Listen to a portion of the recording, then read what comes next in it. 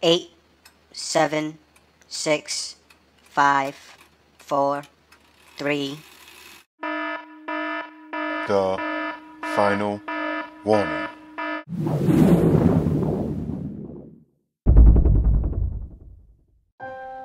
From the last time we spoke, I prayed on what we talked about, and I asked the Lord to please show me how to follow Him, to direct my path, to make sure what we were studying was right. In Psalms 119:105 says, Thy word is a lamp unto my feet, and a light unto my path. Also, in Proverbs 6:23 it says, For the commandment is a lamp, and the law is light, and reproofs of instruction are the way of life. And in Proverbs 3 verse 6 it says, In all thy ways acknowledge him, and he shall direct thy path.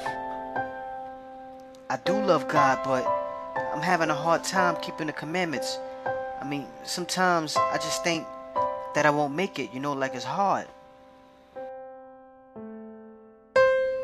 In Romans 8:3 it says, For what the law could not do, and that it was weak through the flesh, God sending his own Son in the likeness of sinful flesh, and for sin, condemned sin in the flesh. Yeah, but I heard we are under grace and not the law. That's what I was taught, is that we're under grace and not the law. In Romans 6:14 it says, For sin shall not have dominion over you, for ye are not under the law, but under grace. In Romans 6:15 it says, What then? Shall we sin because we are not under the law, but under grace? God forbid.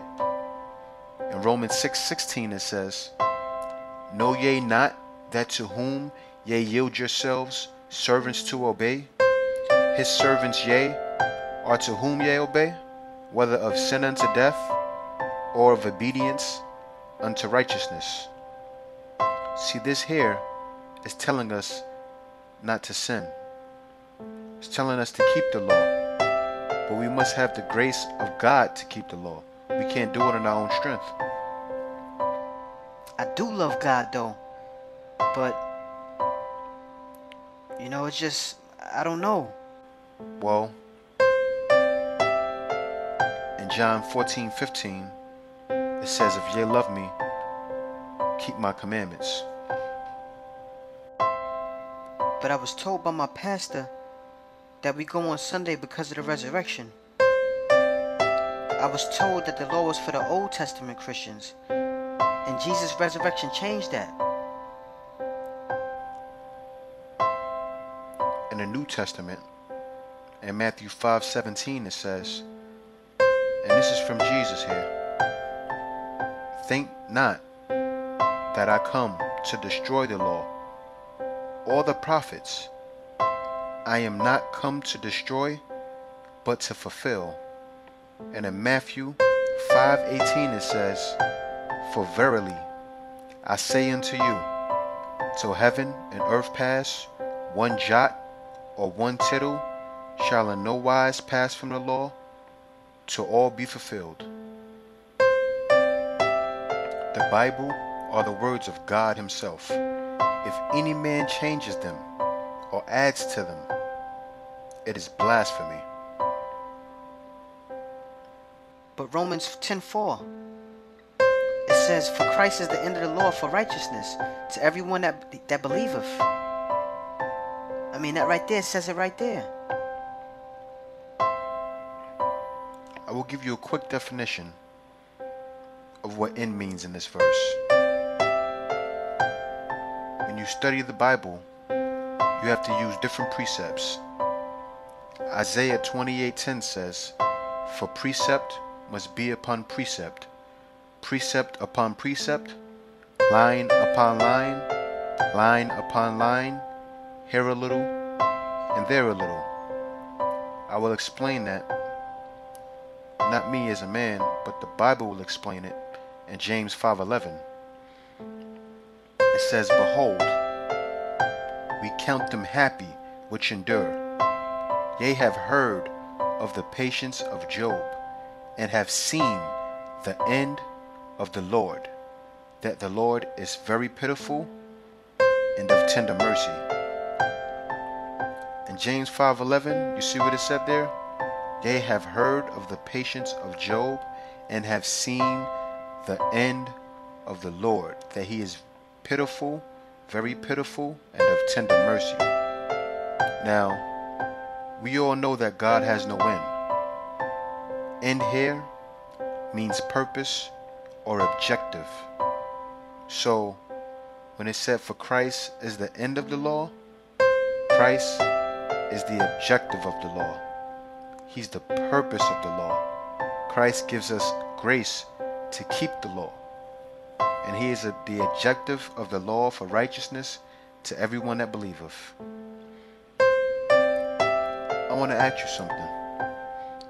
Do you think God thinks it's okay to steal, kill, commit adultery, and worship false idols? No, I don't. Exactly. So why does everyone think certain verses would excuse God's holy day? That's the only thing they take out of the law. That makes a lot of sense. That makes a lot of sense. You know, but I learned these things from my past and from watching television, you know? They teach these things that the law is dead. I do understand it. I come from that myself. You know, I used to watch televangelists. I used to go to churches where pastors would say that. And I truly understand. But when I heard this truth, and it was explained to me in a similar fashion, and I prayed first for the Holy Spirit and for God to show me the way, to show me, Lord, if this is right, then speak to my heart. And the Lord did. And then I started to understand that there are men out here telling lies. And the Bible explains that. In Colossians 2:8, it says, "Beware, lest any man spoil you through philosophy and vain deceit, after the tradition of men, after the rudiments of the world, and not after Christ." Also, in Matthew 24:24 it says, "For there shall arise false Christs and false prophets, and shall show great signs and wonders, and so much that if it were possible, they shall deceive the very elect." Wow, that's deep. But hey, listen, I gotta go. Can we study this next time? And also about the mark of the beast? I want to know about that. I will be out of town next week.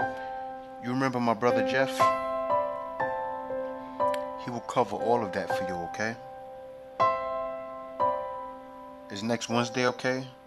Same time, 6 o'clock? Yeah, that's fine.